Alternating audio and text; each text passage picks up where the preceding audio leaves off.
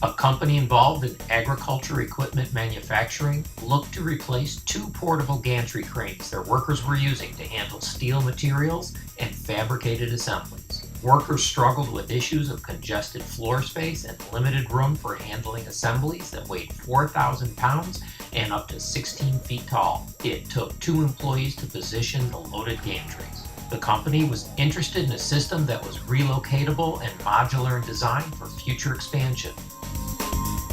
They decided on 2 custom Gorbel 2-ton freestanding workstation cranes with nested trolleys mounted on double girder bridges. Each crane had a nested trolley to mount a rigid hook electric chain hoist. The nested trolley is needed when low overhead is a factor. With the Gorbel crane, it takes only 1 worker to lift and move the steel material in fabricated assemblies. The benefits of the Gorbel system include increased production speeds, a reduced risk of worker injury, and an improved utilization of the company's floor space.